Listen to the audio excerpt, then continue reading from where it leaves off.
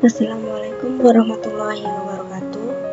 Perkenalkan, nama saya Maida Kurniawati dari kelas 2A2 dengan NIM 256402005. Di sini saya akan menjelaskan program Python yang saya buat untuk menyelesaikan soal regresi linear sederhana menggunakan metode OLS.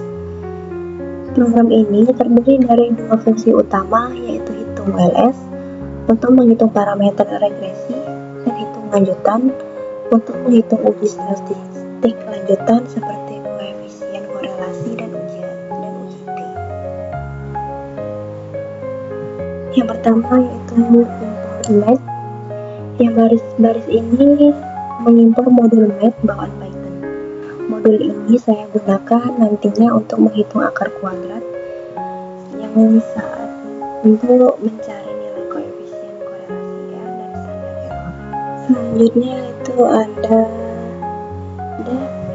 OLS. Di sini saya mendefinisikan fungsi hitung OLS yang menerima 5 parameter.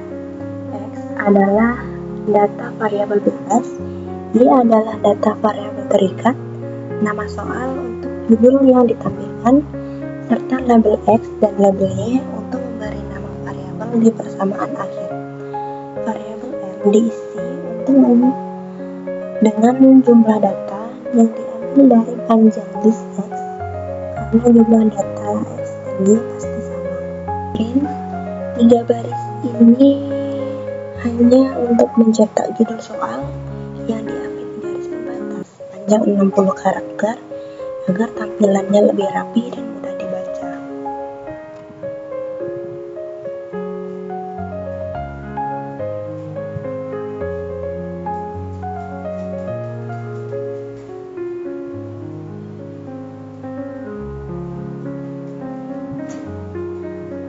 Setelah itu ada tabel perhitungan, yaitu menghitung jumlah dasar sigma. Bagian sum X dan sum Y adalah total dari seluruh nilai X dan Y, yaitu sigma XY dan Y, yaitu hasil kali setiap pasangan X dan Y. X dan sum Y adalah total dari seluruh nilai X dan Y, yaitu sigma XI dan sigma YI. Sum XY ya menghitung sigma XA dan Y, yaitu hasil kali setiap pasangan X dan Y, lalu dijumlahkan. Di sini saya pakai fungsi zip untuk memasangkan XY XA dengan YA satu persatu. Sum X2 dan sum Y2 adalah sigma X kuadrat dan XYI kuadrat, yaitu jumlah dari setiap nilai yang dikuadratkan. X bar dan Y bar adalah rata-rata X dan Y, yaitu X dan Y yang didapat dengan membagi total dengan N. Selanjutnya yaitu menampilkan tabel perhitungan.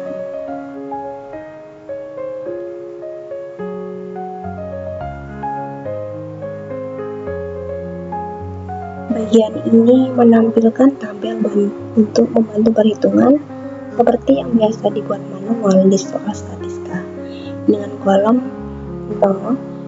nomor X, Y, YI, XI, YI, dan XI kuadrat dan YI kuadrat. Perulangan for di sini berjalan sebanyak jumlah data untuk mencetak setiap baris tabel satu persatu. Setiap tabel baris terakhir mencetak total sigma dari setiap kolom, lalu diikuti nilai rata-rata X, Y, dan jumlah data N.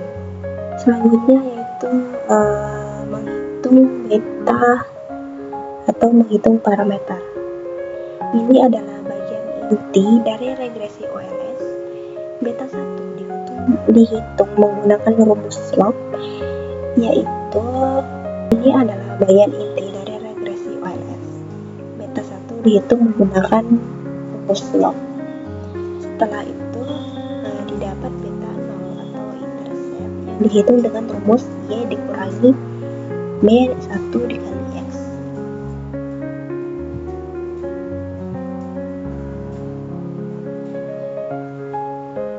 Selanjutnya baris-baris print ini gunanya untuk menampilkan proses perhitungan B1 dan B0 secara bertahap, mulai dari rumus, substitusi angka, sampai hasil akhirnya. Tujuannya supaya tampilan output menyerupai cara pengerjaan manual di kertas, sehingga mudah dibandingkan dengan hasil hitung tangan. Baris terakhir menampilkan persamaan regresi lengkap dalam bentuk Y, yaitu Y sama dengan B0 ditambah B1 bit X. Selanjutnya ada return beta 0, beta 1, sum X, sum Y, dan seterusnya. Yang fungsi ini diakhiri dengan return yang gunanya untuk mengembalikan semua nilai yang telah dihitung supaya bisa dipakai lagi di fungsi berikutnya, yaitu hitung lanjutan tanpa perlu menghitung ulang dari awal. Selanjutnya ada fungsi hitung lanjutan atau bagian persiapan.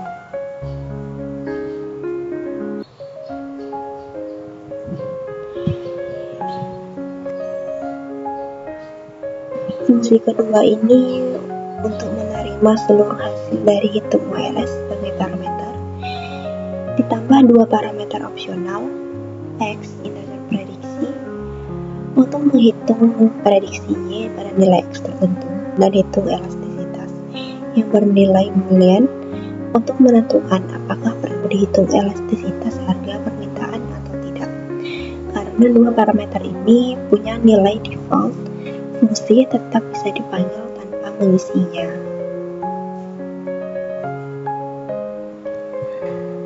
Selanjutnya ada menghitung deviasi.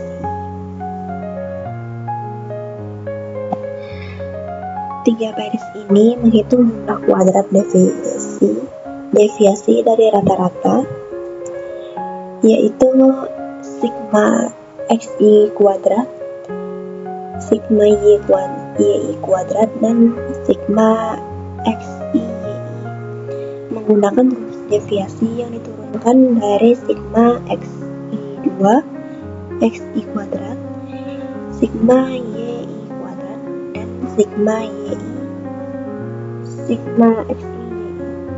Nilai-nilai ini menjadi dasar untuk menghitung koefisien, korelasi, dan standar error pada langkah selanjutnya.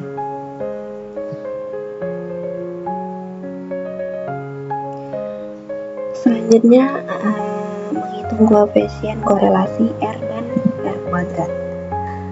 Baris ini menghitung koefisien korelasi R dengan rumus sigma xi yang dibagi akar dari sigma xi kuadrat dikali sigma yi kuadrat.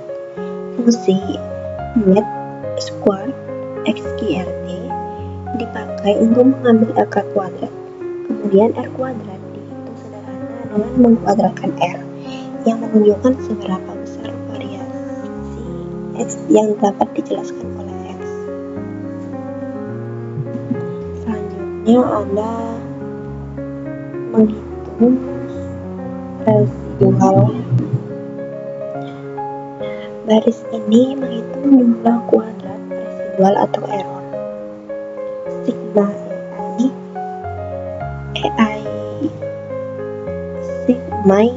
sigma kuadrat dengan rumus sigma yi kuadrat dikurangi beta 1 kuadrat. Nilai ini untuk menggambarkan seberapa besar penyimpanan data aktual terhadap garis regresi. Selanjutnya ada standar error. Variabel K diisi 2 karena model regresi sederhana memiliki dua parameter, yaitu beta 0 dan beta 1. Kemudian yaitu SE beta 0 dan SE beta 1, yaitu standar error dari masing-masing koefisien menggunakan rumus standar error regresi sederhana yang melibatkan sigma EI kuadrat dan seterusnya dan derajat bebas. Selanjutnya menghitung YT dan nilai T table.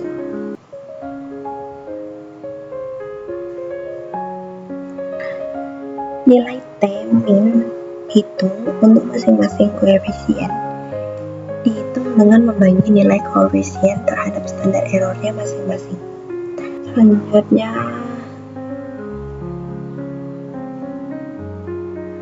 derajat paketnya tabel ini pada baris ini derajat bebas atau DF dihitung dari N dikurangi K karena saya tidak menggunakan library statistik eksternal. Nilai T min table untuk taraf signifikansi 5% dua arah saya buat dalam bentuk dictionary yang berisi nilai-nilai T min table yang umum dipakai sesuai DF yang mungkin muncul pada soal. Fungsi titik get DF, 2.228 akan mengambil nilai T min table sesuai definisi yang ada. Jika DF tidak ditemukan dalam dictionary, maka nilai default 2228 akan dipakai sebagai cadangan.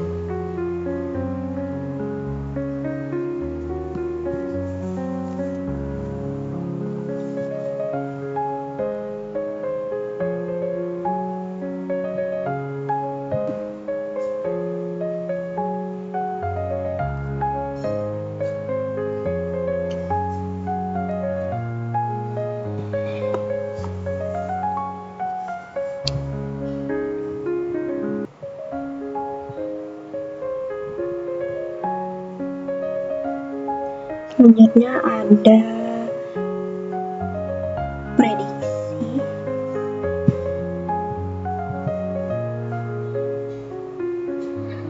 prediksi Y atau bagian opsional. Pada baris ini blok F hanya dijalankan apabila parameter X prediksi diisi saat fungsi dipanggil.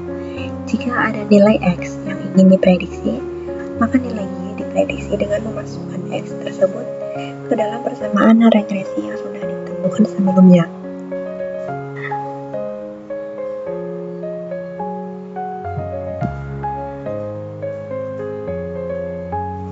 Baris selanjutnya yaitu menghitung elastisitas harga permintaan. Baris ini hanya dijalankan jika parameter hitung elastisitas bernilai true. Seperti pada soal 1, elastisitas dihitung dengan rumus sesuai konsep elastisitas harga permintaan dalam ilmu ekonomi. Berikut adalah contoh soal untuk harga dan jumlah komoditi X 2008 sampai 2017. Kesimpulan dari uji signifikansi, bagian terakhir ini melakukan perulangan untuk kedua koefisien yang membandingkan nilai mutlak T min hitung dengan tabel T. Apabila T min hitung lebih besar dari T min table, maka HU ditolak dan koefisien dinyatakan signifikan secara statistik. Sebaliknya, jika lebih kecil, HU diterima dan koefisien dinyatakan tidak signifikan. Mari kita run untuk melihat hasilnya.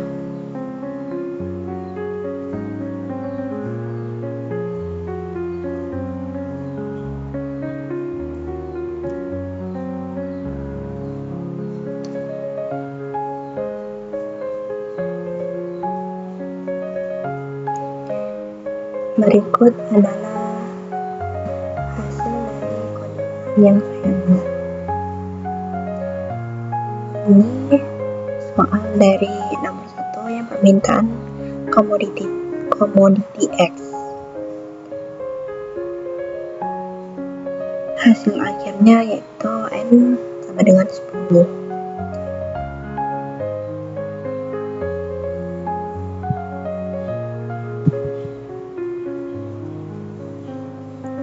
Ini adalah contoh dari standar error dan uji T.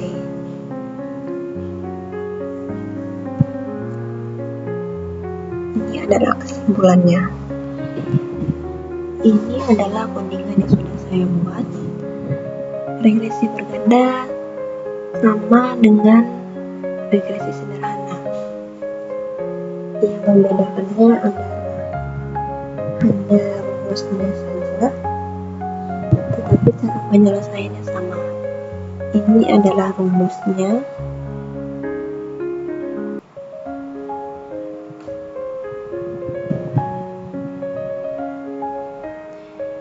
Dan ini adalah outputnya.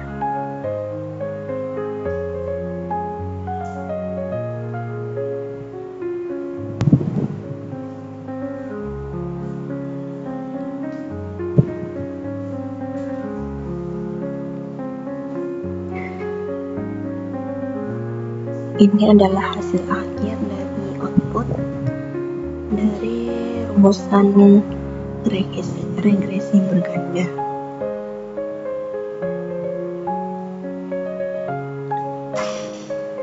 Demikian penjelasan program regresi linear sederhana yang saya buat. Secara garis besar, program ini mengotomatisasi seluruh tahapan perhitungan manual regresi OLS, mulai dari estimasi parameter, beta 0 dan beta 1, uji korelasi, uji signifikan dengan uji T, hingga interpretasi hasilnya, sehingga proses yang biasanya dikerjakan secara manual di kertas dapat ditampilkan secara otomatis dan konsisten untuk data soal yang berbeda-beda. Terima kasih. Saya akhiri. Wassalamualaikum